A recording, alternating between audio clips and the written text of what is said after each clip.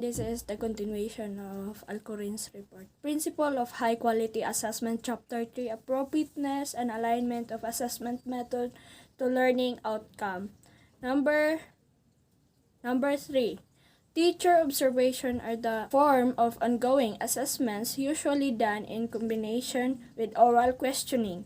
Teacher regularly observes students to check on their understanding by watching how students respond to oral question and answering the activities or during individual collaborative activities.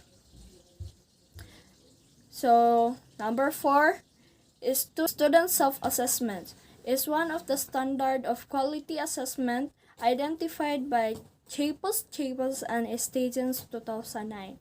It is a process where the students are given a chance or reflect and rate their own works and critique.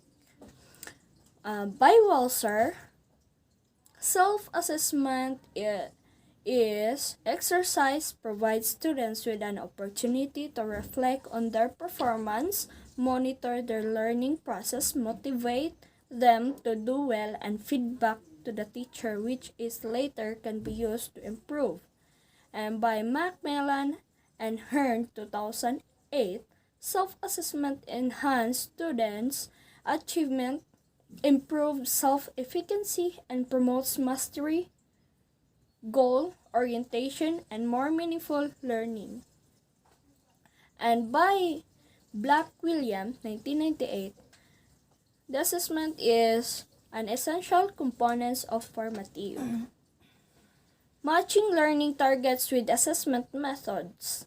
In outcome-based approach, teaching methods and resources that are used to support learning as well as assessment tasks and rubrics are implicitly linked to the program and course learning outcome. By Biggs and Tangs 2009, call this alignment.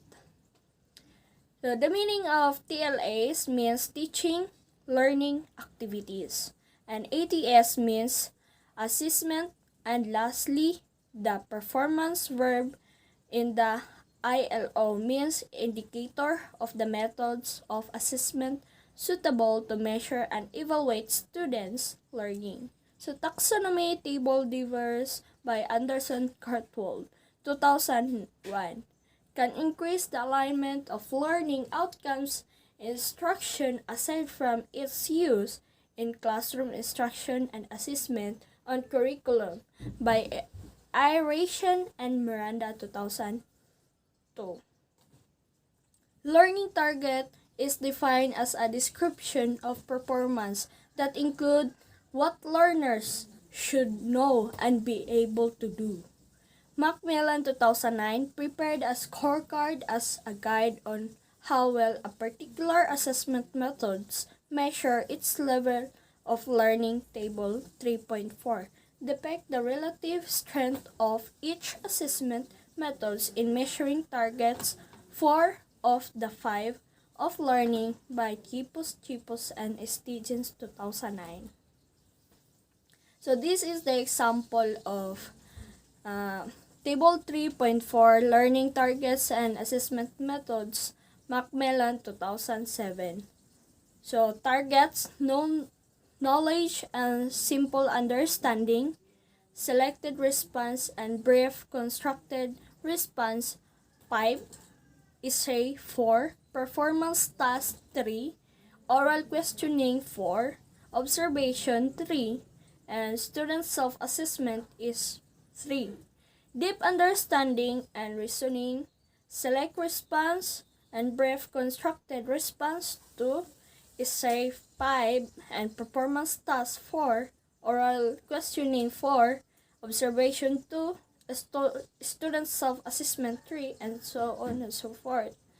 So, let's go to the knowledge and simple understanding pertain mastery and substantive subject matter and procedure. In revised Bloom's taxonomy, this covers the lower order thinking skills and remembering, understanding, and applying. Deep understanding and reasoning involves higher order thinking skills and analyzing and evaluating and synthesizing. So, next is skills. Performance assessment and obvious superior assessment performance is suited for application with less structured problem with problem identification, collection, organization, integrated and evaluation by Miller Lin and Grandlon 2009. So, next is product. Are most adequately or easy way through performance tasks a product of substantial that students' understanding of concept and skills, their ability to apply, analyze the context, and evaluate the performance. Next is student effect. Cannot be assessed simply as selected response of brief constructed response tests affect, pertain, and attributes interest and value students. By hands observation is also a good tool to assess affected qualities like wellness, honest and integrity, and personal discipline. However, the K-12 basic educational curricular balance assessment program to get valid and reliable evidence of students' learning table 3.5. To guide enclosure number 6 to DepEd Order 73 series of 2012. So these are the example of table 3.5 guide for assessment learning outcomes for grade 1. So what to access? Content of the curricular. How to assess suggested assessment tool strategies. Number 1 is for grade 1 only, quizzes multiple choice. Number 2, true or false. Number 3, matching type. And number 4, constructed response. And for the next is our oral participation. Number 3, periodical tests. So how to rate your learners? So there are 3 scorings to your learners. Number 1 is raw scores, rubrics, and rubrics are number 3 raw scores. So the aim of these are how to identify individual learners with specific needs for academic intervention and individual instruction. Next is fact and information that learners acquired. So next, cognitive operation that learners' performance or fact and information for constructing meanings. Number 1, quizzes, outlining, organizing, analyzing, interpreting, translating, converting, or interpreting the information in order to the format. Next is constructing graphs, flowcharts, maps, or graphic organizer. Next is transforming a textual presentation into a diagram. Next is drawing or painting picture. And lastly, second last, other output. And then lastly, oral participation. So, scoring, raw scores, and rubrics.